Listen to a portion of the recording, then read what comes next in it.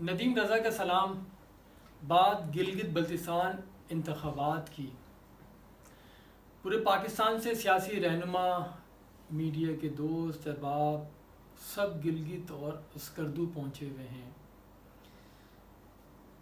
مجھے کرونا کی وجہ سے قید میں رہنا پڑ رہا ہے، تو بدقسمتی کہ بڑی منصوبہ بندی کی تھی کہ وہاں سے کوریج کریں گے، دیکھیں گے حقائق کہ عوام کیا چاہتے ہیں، لیکن نہیں جا سکے۔ بہرحال یہیں بیٹھ کے پھر وہاں جو دوست ہیں ان سے ہی بات کر کے اس پہ اکتفا کرنا پڑ رہا ہے۔ اور سلمان حیدر اینکر پرسن وہاں موجود ہیں گلگت میں، ان سے میں نے بات چیت کی۔ براہ راست تو نہیں کر سکتے تھے کیونکہ وہ اس طرح سے انٹرنیٹ کی سہولت جی بی کے عوام کو میسر نہیں ہے جیسا دیگر شہروں کو، بڑے شہروں کو میسر ہے پاکستان کے۔ تو ان سے میں نے معلومات کی کہ گلگت بلتستان کے عوام چاہتے کیا ہیں۔ وہ پیپلز پارٹی کو پسند کرتے ہیں، تحریک انصاف کو، نون لیگ کو، یا ان مذہبی جماعتوں کو جو صرف ووٹ کاٹنے کے لیے انتخابات میں حصہ لیتی ہیں۔ اور آئندہ حکومت کون بنانے جا رہا ہے، پھر انتخابی مہم وہاں پہ چلی۔ ماضی کی حریف جماعتیں جو اس وقت حلیف ہیں پی ڈی ایم کے پلیٹ فارم پر، تو اس دفعہ کی انتخابی مہم میں انہوں نے ماضی کی یادوں کو تازہ کیا، یا کنائیوں میں انہوں نے ایک دوسری جماعتوں کو تنقید کا نشانہ بنایا، کیونکہ انتخابات میں حصہ تمام جماعتیں اپنے اپنے پلیٹ فارم سے لے رہی ہیں کہ اب حکومت بنائے گا کون۔ تو ووٹرز کو لبھانے کے لیے تمام سیاسی جماعتیں اپنے اپنے انداز سے انہوں نے مہم چلائی ہیں۔ جیسے تحریک انصاف نے، وزیر اعظم نے عبوری صوبے، آئینی صوبے کی بحث چھیڑ دی، اجلاس تھی اس کی امپلیمنٹیشن یا اس کا جو ریئیکشن ہے وہ بہت ہی عجیب و غریب آیا۔ پھر علی من گنڈاپور نے جس طرح کیمپین چلائی، جو لینگویج استعمال کی، پھر جتنے ووٹ دو گے اتنے اس سے زیادہ نوٹ دوں گا، یہ واضح طور پہ جو الیکشن کمیشن کا ضابطہ اخلاق تھا اس کی دھجیاں بکھیری گئیں۔ تو یہ ساری چیزیں تھیں۔ پھر زلفی بخاری کو بھیجا، مراد سعید کو بھیجا، تو یہ کمپین وغیرہ تو سب ختم۔ لیکن بہرحال یہ ہے کہ ان کے عوام چاہتے کیا ہیں۔ تو سلمان حیدر نے جو بات کی ذرا سا وہ آپ ملاحظہ فرمائیے۔ جی ندیم بھائی، بالکل ہر پارٹی نے اپنی تیاریاں بہت زور و شور سے کی۔ ایون آخری لمحوں تک میں کوشش ان کی یہ ہوئی کہ عوام کو کنونس کر سکے، اور ملک کے دیگر شہروں اور علاقوں کی طرح شاید اتنا آسان نہیں تھا جی بی کے عوام کو کنونس کرنا۔ وہ اپنے ساتھ کیے گئے وعدوں سے بھی بہت اچھے سے واقف ہے، ان وعدوں کے پورے ہونے میں توانائی کتنی صرف ہونی ہے اس سے بھی وہ پوری طرح آگاہ ہے۔ لیکن بہرحال ایک بھرپور طریقے سے کمپین چلائی گئی، نہ صرف پاکستان پیپلز پارٹی کی طرف سے، مسلم لیگ نون کی طرف سے، اور پاکستان تحریک انصاف کی طرف سے، اور ان وعدوں کے ساتھ اس یقین کے ساتھ چلائی گئی۔ یعنی میں آج بھی تقریباً 7-8 جلسے ان کے کور کیے تھے، 12 بجے سے پہلے تک میں نے کیے، تو مجھے ایسا ہی لگا کہ جیسے ہر پارٹی کو اپنی جیت کا بہت یقین ہے۔ عوام ریسیپشن بھی بہت اچھا دے رہی ہے، اور کچھ ٹیکنیکل سوال بھی ان کے دماغ میں ہیں۔ بہرحال اصل امتحان تو 15 کو ہوگا، اور اس کا امتحان کا پرچہ بھی سامنے آ چکا ہے۔ اب دیکھنا یہ ہے کہ نتائج کس حد تک ہے۔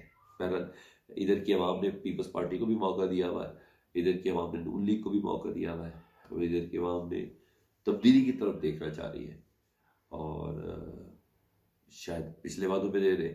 تو یہ ایک سوال ہے، اس کا جواب تو اسی وقت ہی پتہ چلے گا۔ بہرحال اتنے ٹھنڈے یخ موسم میں سیاسی گرما گرمی بہت ہی پکڑی ہوئی ہے۔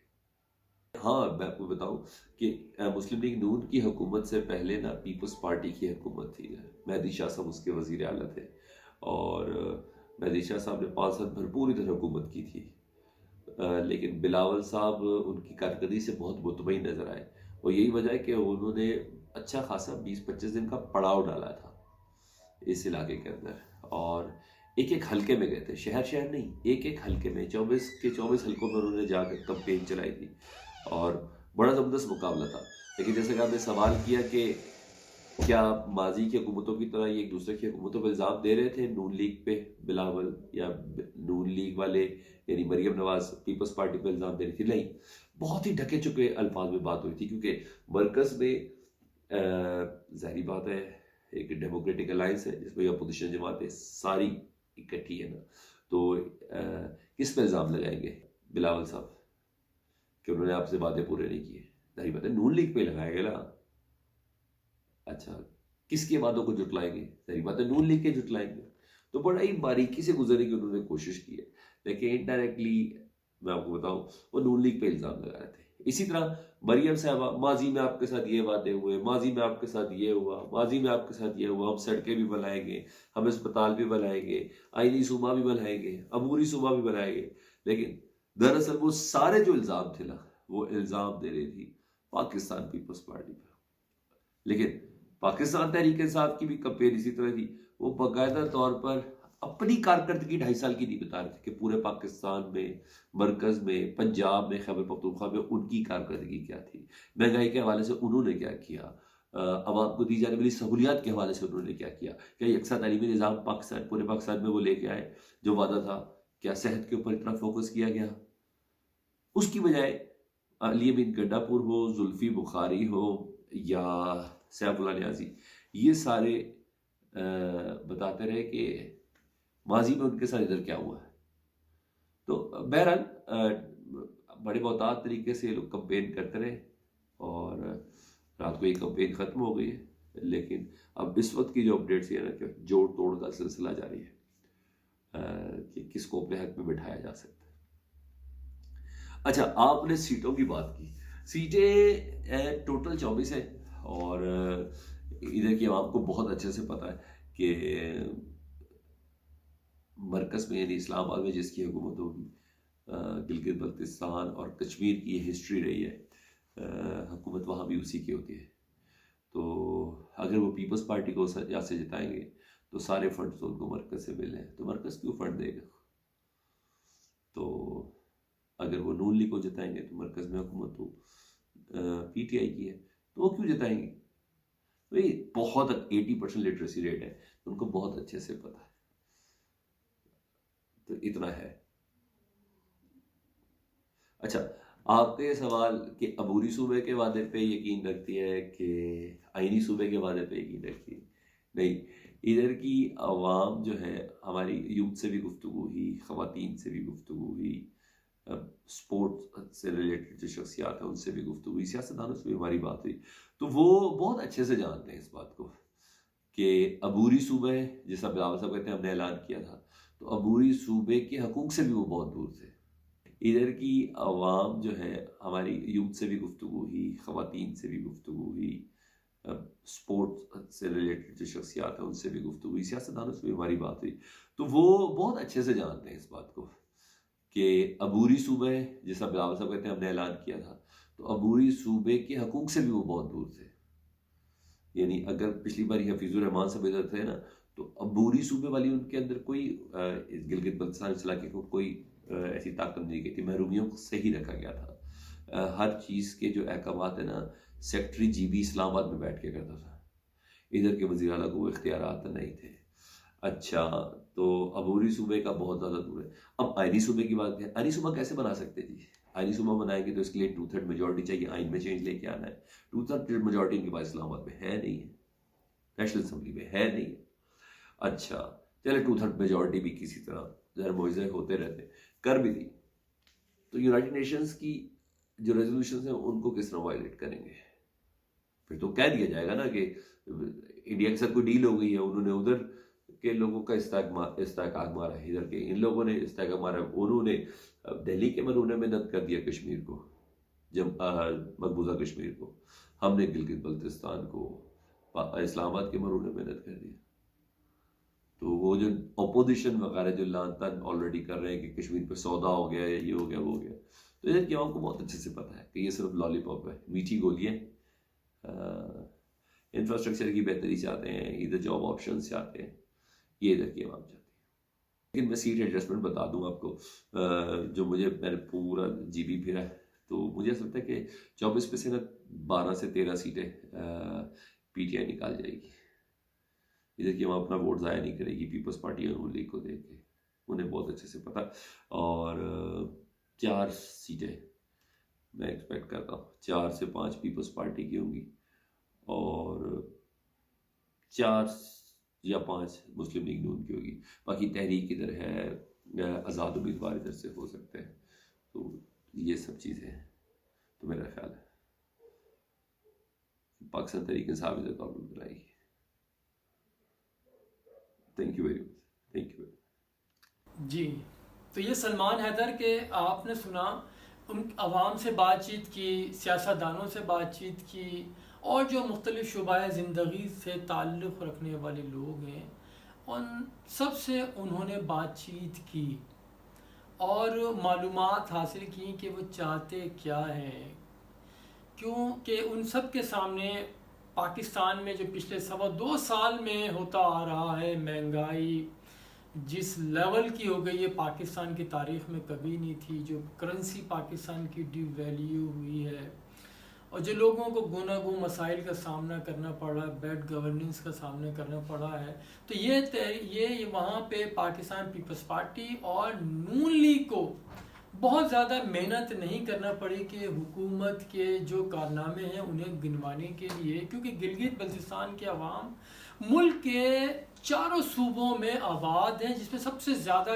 کراچی شہر میں ان کی آبادی ہے جی بی کے رہنے والوں کی۔ انہیں معلوم ہے ان کے دن و رات یا معاشی سرگرمیاں کیسی گزری ان کی، کہ معاشی قتل عام کس طرح ہوا، لوگوں کو روزگار سے کیسے ہاتھ دھونے پڑے، تو یہ ساری چیزیں ان کے سامنے ہیں۔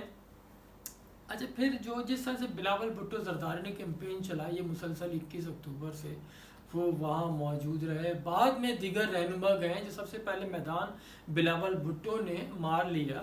جیسے سلمان حسن بتا رہے تھے کہ آرام سے تحریک انصاف حکومت بنا لے گی، ان کا تجزیہ بالکل وہ وہاں موجود ہے، لیکن میرا تھوڑا سا اس سے مختلف ہے۔ جو زمینی حقائق یا جو میری بات چیت ہوئی، جو میں دیکھ رہا ہوں اوپر سے پاکستان کے حالات اور پھر جی بی کے انتخابات، اب تک پاکستان میں ہوتا یہی آیا ہے، جیسا کہ یہ سلمان حیدر بتا رہے تھے، کہ جس کی مرکز میں حکومت رہی ہے وہی آزاد جموں کشمیر میں اور گلگت بلتستان میں اسی کی حکومت بنا کرتی ہے۔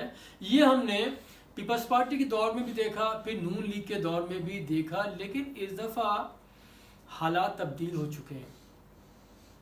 اس دفعہ کے انتخابات کا اثر پاکستان کی سیاست پہ پڑے گا۔ جیسے پہلے موبائل فون پہ چیزیں آتی تھیں بڑی اسکرین کی، آج اس موبائل فون کی چیزیں بڑی اسکرین پہ جاری ہوتی ہیں، وہ ایشو بن رہے ہوتے ہیں۔ اسی طرح سے ایک چھوٹا علاقہ گلگت بلتستان، اس کے انتخابات ایک بہت بڑا چیلنج ہے۔